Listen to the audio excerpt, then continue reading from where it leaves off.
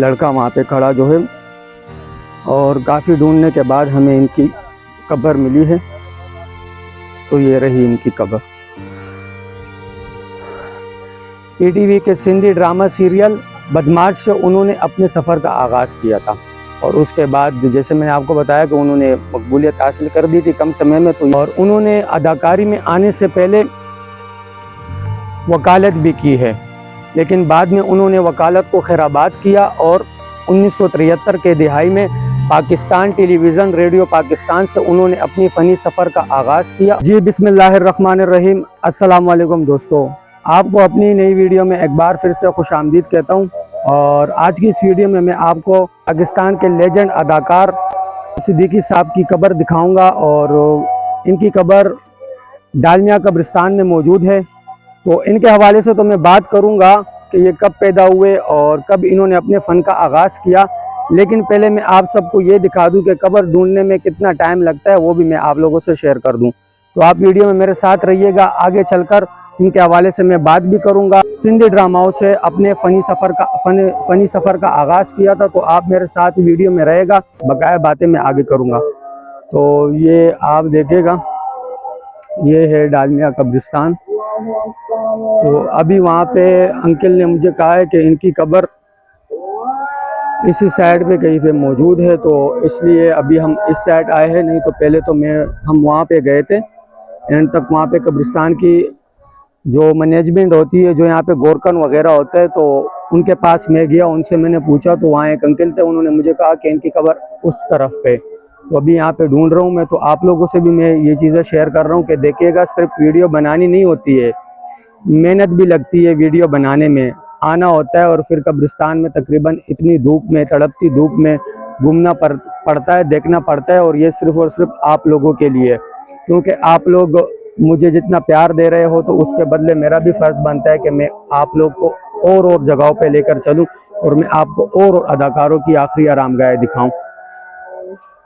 तो अभी हम इधर ढूंढेंगे।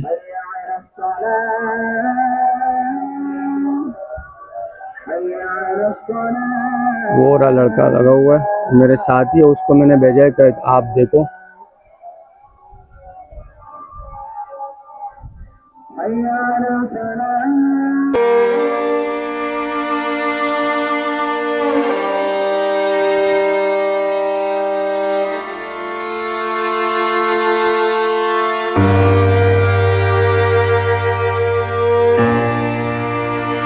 काफ़ी ढूंढने के बाद महमूद सिद्दीकी साहब की कब्र हमें मिल चुकी है। और महमूद सिद्दीकी साहब पाकिस्तान के टेलीविज़न के एक मशहूर अदाकार थे, और उनकी कब्र दिखाने से पहले मैं उनके हवाले से जितनी मालूमात मुझे है वो मैं आपसे शेयर करूंगा।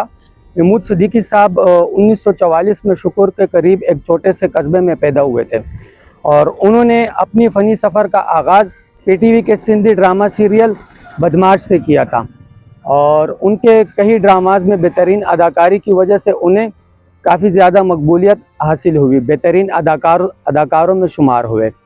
और उसके बाद बिलाखिर जैसे हमें और आपको इस फ़ानी दुनिया से गुज़रना है, तो 4 अगस्त 2000 को इस दुनिया से रुखसत हुए।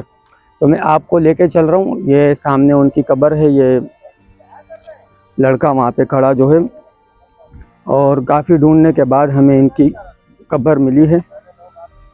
तो ये रही इनकी कब्र, महमूद सिद्दीकी साहब की। ये देख सकते हैं आप।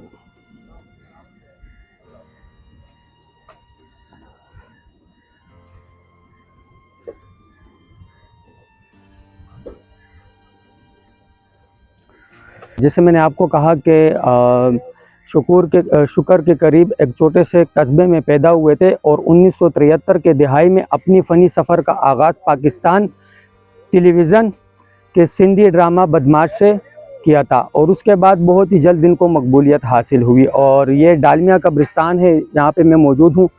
फिर अक्सर मुझे कमेंट्स आते हैं कि आप हमें बताइएगा आप कौन से कब्रिस्तान में मौजूद है।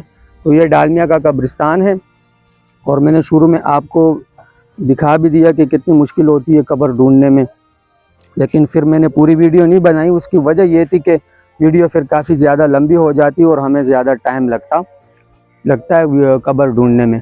तो मैं आपको एक बार फिर से बोल दूं कि ये डालमिया कब्रिस्तान है।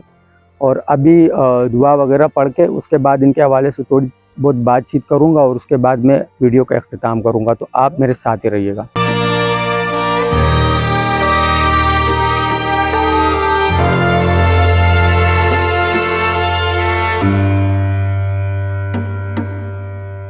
अच्छा, तो मैं पाकिस्तान के मशहूर अदाकार महमूद सिद्दीकी साहब के हवाले से बात कर रहा था।